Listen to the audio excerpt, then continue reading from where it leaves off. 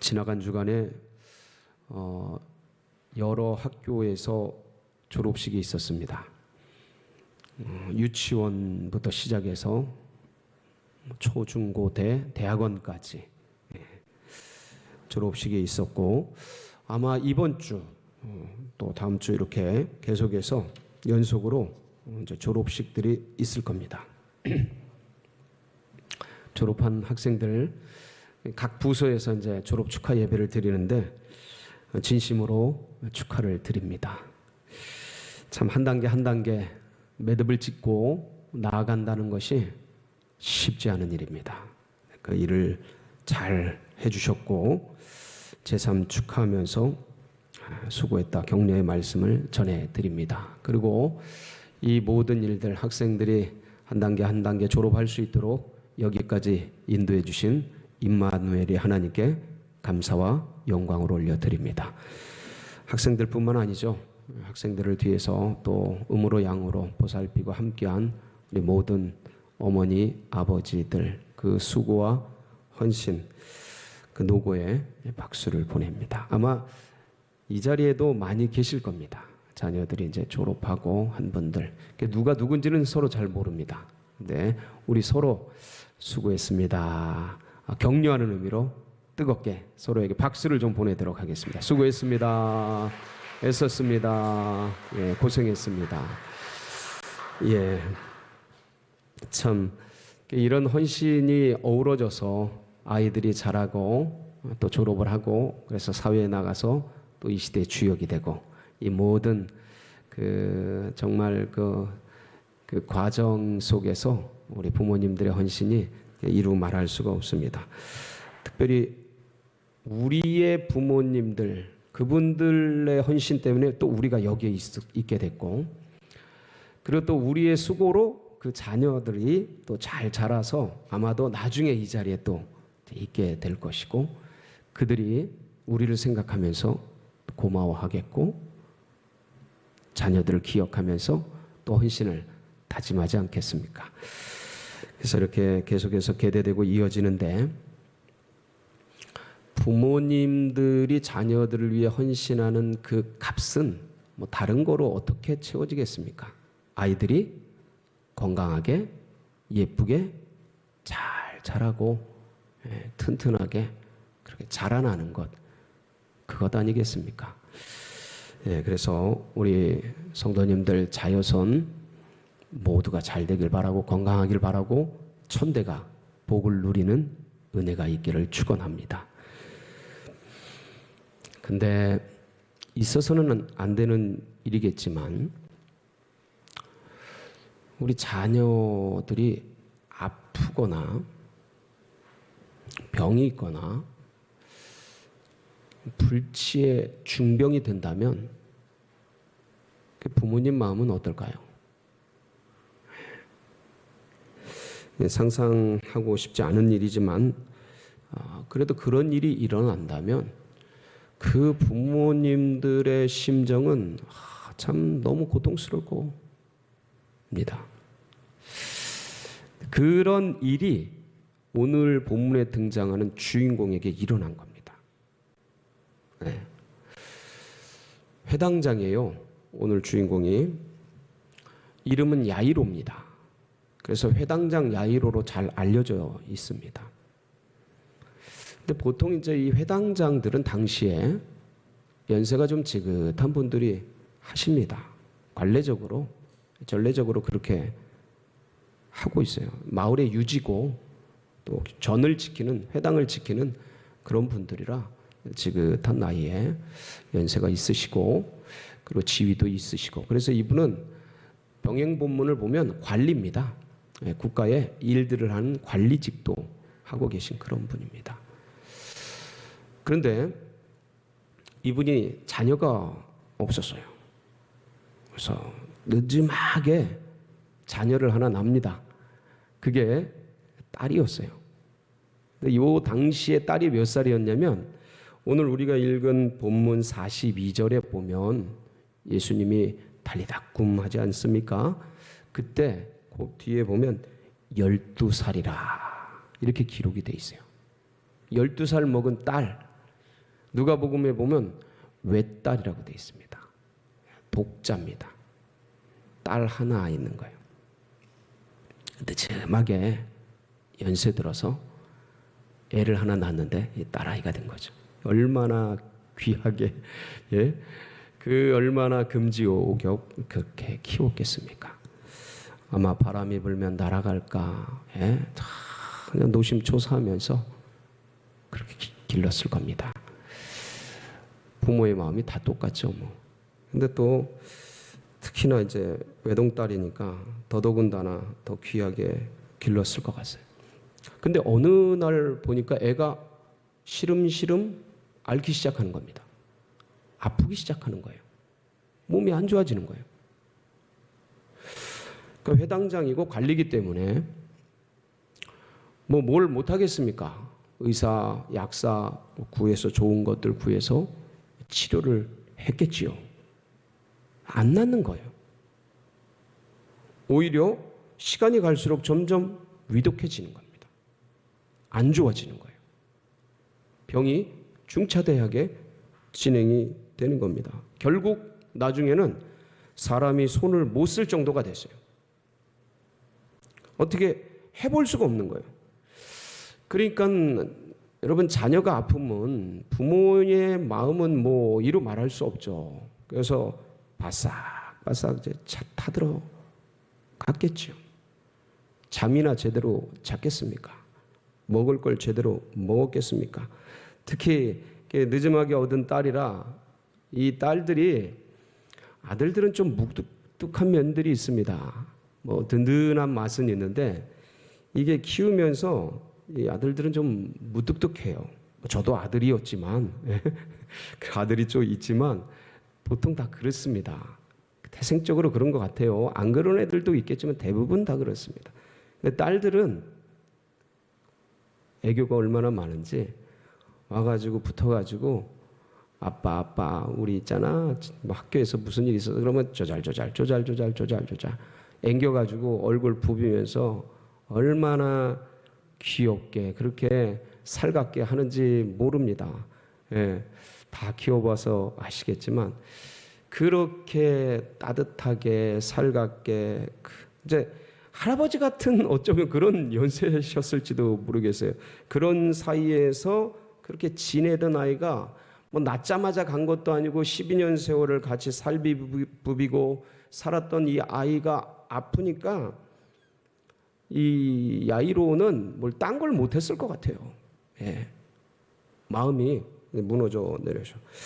그래서 위독해 가던 그때, 마음이 타들어가던 그때 참 이 갈릴리 바닷가에 예수님이 오셨다는 소식을 듣게 됩니다. 근데 이분이, 예수님이 이 당시에 위대한 치유자로 잘 알려졌어요. 그러니까 이 소식을 듣고 야이로 이 회당장이 득달같이 달려갔습니다. 그래서 오늘 5장 22절 23절 말씀을 보면요, 어떻게 기록이 되어 있냐면 이렇게 기록이 되어 있어요. 회당장 중에 하나인 야이로라 하는 이가 와서 예수를 보고 발 아래 뭐해요? 엎드려. 연세가 지긋하고 지위가 있고 다 필요 없는 거예요. 그런 거. 지금 딸아이 살리려는 이거에 아주 그냥 뭐 다른 거 다 필요 없고 살려달라고. 예수님 이때 나이가 30살 됐습니다. 많지 않아요. 젊은이에요. 결혼도 안 했어요. 근데 이분이 오셔서 이렇게 엎드려서 구하면서 아마 어쩌면 눈물을 흘렸을 것 같아요. 무릎을 꿇고 엎드려서 살려달라고 간곡하게 그렇게 했겠죠. 5장 23절에 보면 간곡히 구하여 이르되 내 어린 딸이 죽게 되었사오니 오셔서 그 위에 손을 얹으사 그로 구원을 받아 살게 하소서 하거늘. 애타는 아비의 마음을 전했어요. 이거를 외면할 예수님이 아니시죠. 그래서 그걸 받아서 길을 같이 가게 됩니다. 아이고, 이 야이로는 마지막 신랄 같은 희망을 품고 야 됐다 그러면서 가는 거죠. 길을 가는 겁니다. 가는 도중에 오늘 본문의 말씀이 시작되는 거예요. 35절. 뭐라고 기록이 되어 있어요? 보실까요? 아직 예수께서 말씀하실 때, 뭐 할 때요?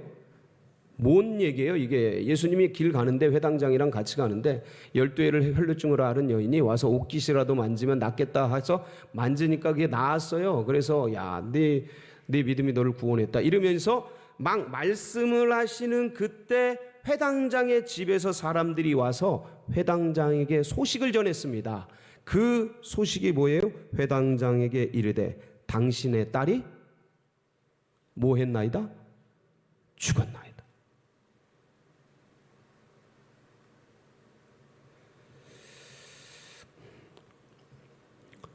여러분, 이게 성경의 이야기를 넘어서 내일이라고 생각을 해보세요. 내일이라고.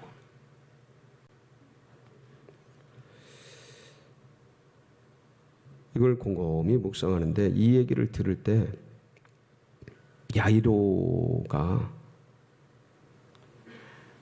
맥이 탁 풀리면서 불쑥 주저앉았지 않았을까 그런 생각이 들더라고요. 예. 지금 잠이나 제대로 잤겠습니까? 먹을 걸 제대로 먹었겠습니까? 딸아이 하나 살리겠다고 다 팽개치고 뛰어가서 마지막 지푸라기 잡는 심정으로 지금 가고 있는데, 근데 꼭 이럴 때 어떤 양가적인 감정이 들어요. 야, 마지막 희망을 잡았다. 그런데 무슨 일이 생기면 어떡하지? 꼭 이런 생각이 듭니다. 그 일이 벌어진 거예요. 무슨 일이 생기면 어떡하지? 그 소식이 전해진 거예요. 그러니까 얼마나 그 소식을 들을 때 눈이 떨리면서 온 몸에 무슨 사시나무 떨듯이 그렇게 그런 순간이 되지 않았겠습니까? 어떻게든 아이 살리겠다는 그 희망 속에 이동하고 걸음을 옮겨가고 있는데, 그러니까 죽음이라는 것은요, 인간의 모든 희망을 잔인하게 잘라내는 가위 같아요. 인정사정 없이 끊어내요.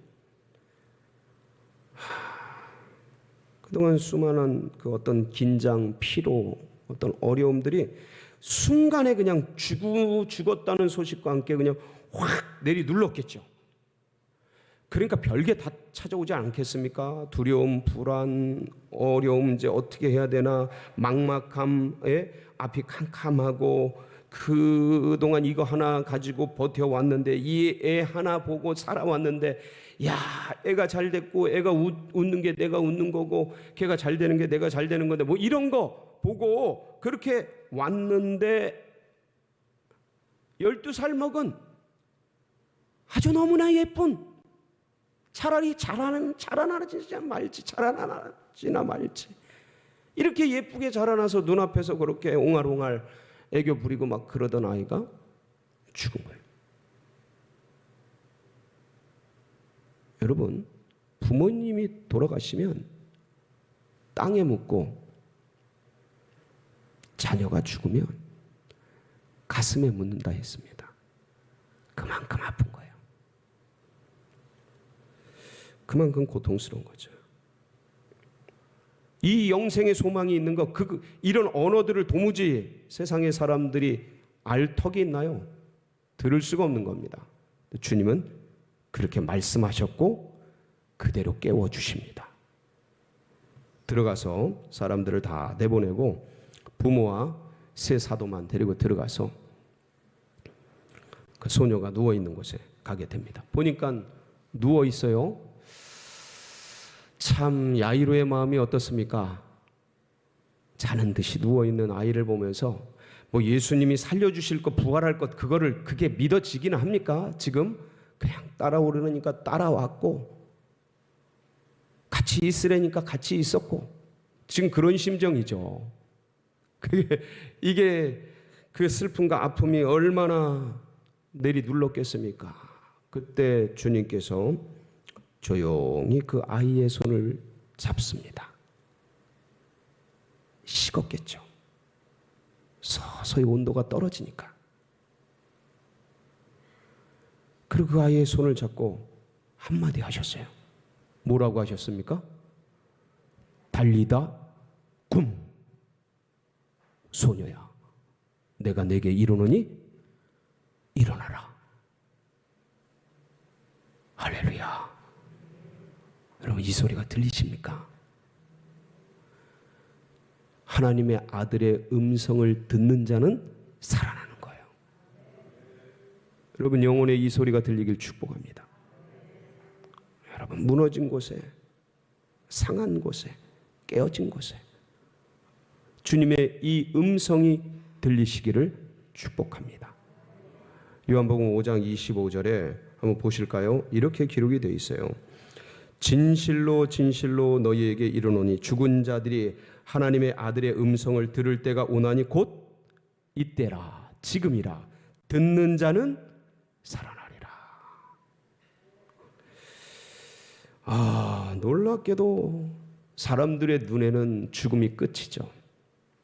잔인한 가위라 그랬지 않습니까? 모든 인간의 희망을 끊는, 거기 절대 절망의 장소.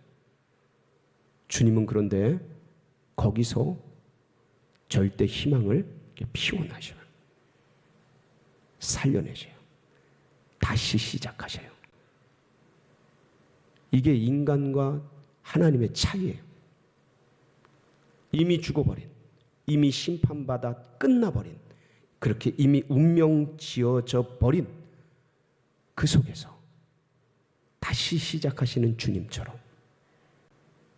죽어있는 이 소녀를 달리다 굼 다시 일으키시고 세우시는 그 하나님의 전능하신 놀라운 능력, 우리 주님의 음성을 듣는 자는 이런 역사가 일어나게 되는 것입니다.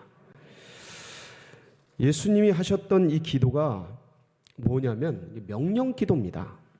명령 기도예요. 기도의 종류가 많지 않습니까?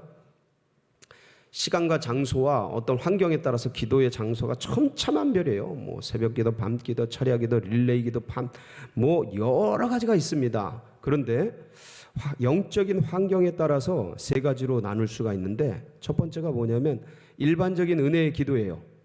주님께 편안하게 대화하고, 주님 감사해요, 아침에 깨워주셔서 예배 나올 수 있게 해주셔서 감사해요, 이렇게 도란도란 대화하듯이 기도하는 게 일반적인 은혜의 기도입니다. 두 번째는 뭐냐면 간구강청 기도예요. 필요가 있을 때 어떤 것을 주님 앞에, 주님 살려주세요, 도와주세요, 고쳐주세요, 하나님 열어주세요, 하는 자녀들을 보호해주세요. 간구강청 기도죠. 세 번째가 뭐냐면 명령 선언 대적 기도입니다. 명령하고 선포하고 대적하는 거예요. 예수님의 기도는, 예수님의 말씀은 대부분 다 이거예요. 바람아 잠잠하라, 파도야 잔잔하라. 대부분 다. 나사로야 일어나라, 나사로야 나오너라. 이런 기도예요. 이것을 이제 제자들이 본받게 되죠. 본받게 됩니다. 그래서 성전 미문에서 날 때부터 그 못 걷는 그 사람을 베드로와 요한이 뭐라 그래요? 내게 금과 은은 내게 없거냐, 내게 있는 것을 내게 주노니 나사렛 예수의 이름으로 일어나 걸어라. 기도하잖아요. 예, 이런 기도. 달리다 굼 하니까 죽은 영혼이 이제 살아나게 됩니다. 주님이 하셨던 그 기도, 주님이 그 죽은 소녀에게 하셨던 그 말씀, 그것을 지금 이제 우리가 할 때입니다. 12살 먹은 아이가 시름시름 앓다가 죽어가는 것처럼, 여러분 눈을 들어보세요. 오늘 졸업하는, 이번 주 지난주 졸업하는 그 아이들, 다음 세대들이, 그 영혼들이 세상에 휩쓸려가며 사라지고 있어요. 다음 세대의 그 영혼들이 너무너무 약해지고 있어요. 없어지고 있어요. 인구 절벽일 뿐만 아니라 영적으로 볼 때 그냥 미전도 종족을 넘어서 사라지고 있는 그러한 때에 우리가 살아가고 있습니다. 애가 병들어서 약해지고 죽어가듯이 우리들의 다음 세대들이 그러고 있는 거예요. 그런 걸 바라보면서 하나님 살려주세요, 하나님 구해주세요 애타게 부르짖을 그 기도의 용사들, 기도의 복병들이 필요한 이 시대입니다. 이 상황 환경을 보면서 달리다 꿈 하면서 외치고 일으킬 하나님의 백성들이 너무나 요구되는 그런 때인 거예요. 어디 다음 세대들 뿐이겠습니까, 여러분? 우리 한국교회, 개척교회, 작은 교회, 지금 그냥 우후죽순처럼 자라나야 되는데 그게 아니고 무슨 비바람에 쓸려가듯이 완전히 지금 그렇게 사라지고 있습니다. 여러분, 이 작은 교회, 개척교회는 모판이에요. 모판. 다음 세대들은 기성세대의 모판이에요. 그들이 약해지고 그들의 인구 절벽되고 없어지고 영적으로 그렇게 사라지고 이러면 그게 다 엄청난 타격으로 오는 것이죠. 그래서 하나님, 다음 세대들 일어나라, 달리다 꿈 다음 세대요. 일어나라, 한국교회요, 개척교회요. 달리다 꿈 개척교회요. 기도하고 간구하고 외쳐줄 주의 백성들이 너무나 필요한 때입니다. 그분들 주님이 찾고 계셔요. 그리하여서 그들이 일어나고 새벽 이슬 같은 주의 젊은이들이, 청년들이 세워지고, 그래서 이 한국 교회, 이 대한민국, 분단된 이 나라 한민족 빨리 통일 한반도가 되어서 대한민국은 다시 복음을 흥황케 하고 세계 열방 가운데 동방의 횃불처럼 타오르는 하나님 살아계심을 온 세상에 증거하는 아름다운 나라가 되어야 할 줄 믿습니다. 그 일을 위해서 간구하고 강청하며 이 야이로같이 아이 죽어가는 아이를 부둥켜 안고 구하듯이 예수님 앞에 모시고 가듯이 그렇게 이 시대 다음 세대를 끌어안고, 이 시대를 끌어안고, 교회를 끌어안고, 개척교회를 끌어안고, 죽어가는 영혼들을 끌어안고 주님 앞에 나아갈, 그래서 달리다 꿈, 할렐루야, 이렇게 할 하나님의 사람들, 이 시대의 영적인 어미 아비들, 여러분 모두가 그 역할을 감당해 주시기를 주의 이름으로 축복합니다.